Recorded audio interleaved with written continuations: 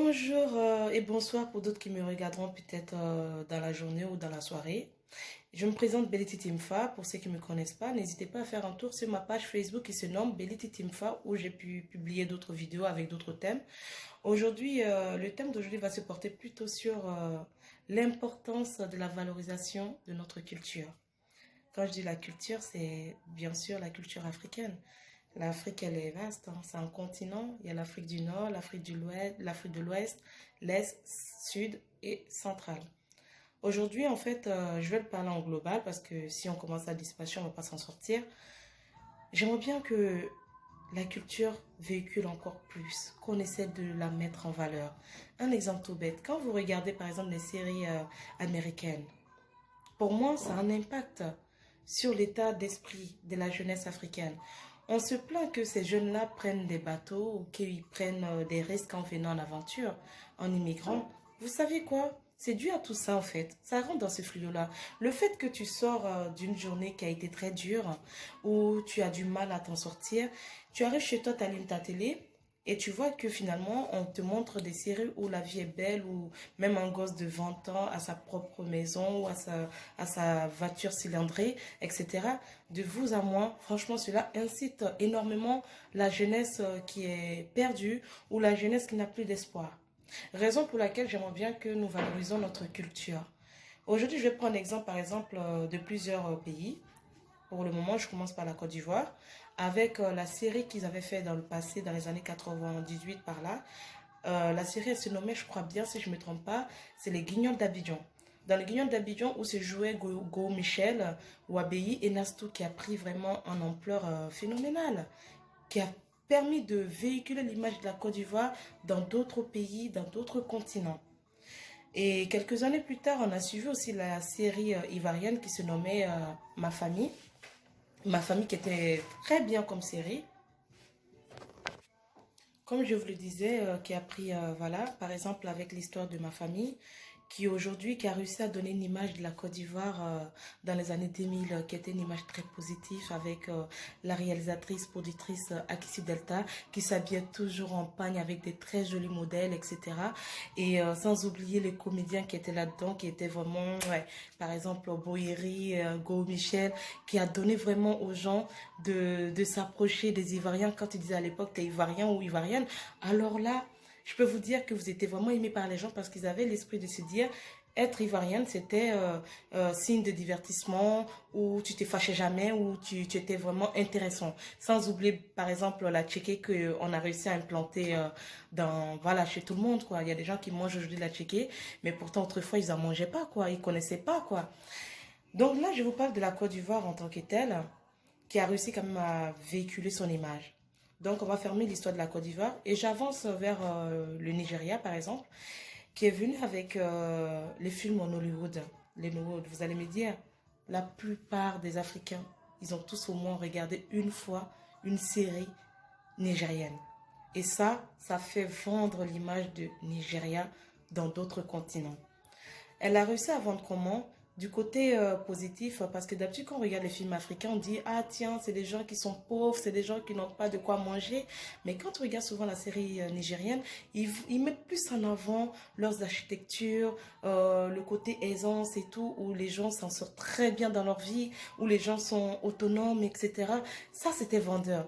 Hormis l'autre côté obscur qui est plutôt la sorcellerie quand il met ça dans les films, là par contre tu croises un Nigérien, tu as peur, tu dis oh là là, lui si je vais pas sortir avec lui parce qu'il est capable peut-être de me faire du mal. Vous voyez, c'est l'image en fait, ce qu'on montre, ça reflète carrément l'image de tout un pays. Vous imaginez?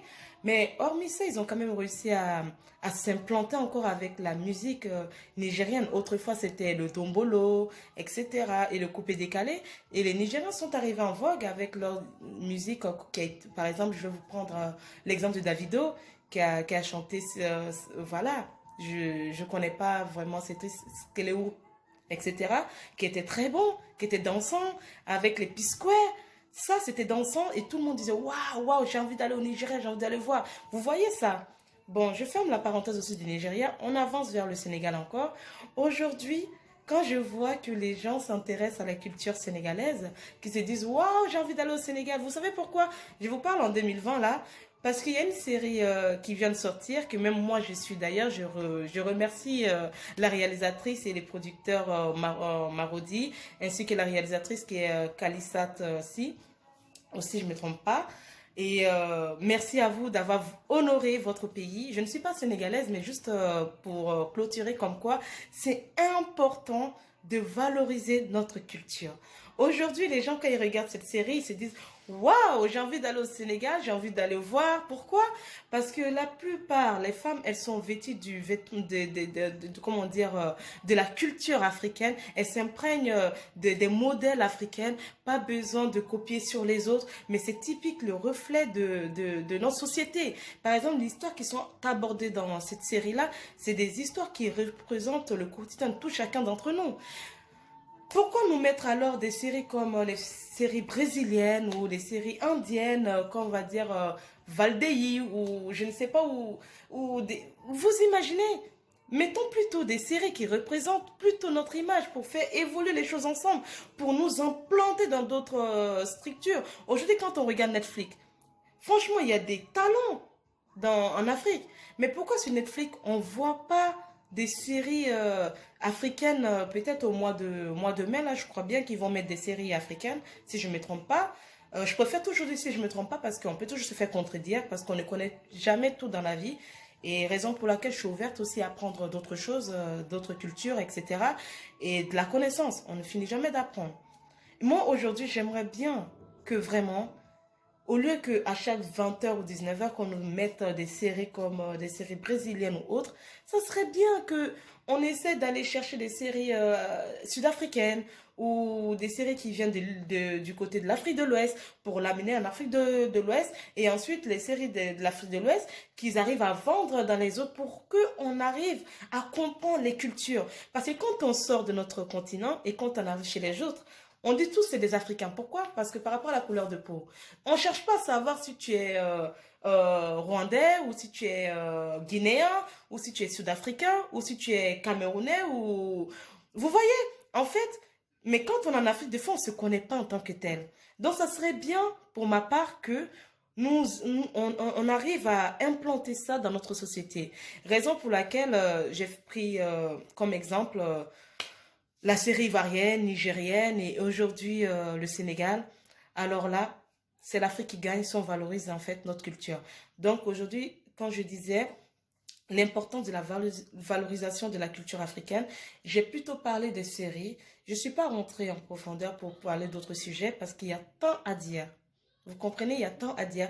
Donc sur ce, merci à vous qui avez pris votre temps d'écouter cette vidéo. Si cela vous a plu, n'hésitez surtout pas à vous abonner à la page Belity Timfa et de partager aussi cette vidéo pour que ça arrive dans d'autres mains, pour faire changer les choses ensemble. Ok, bon bah merci à vous. À la prochaine.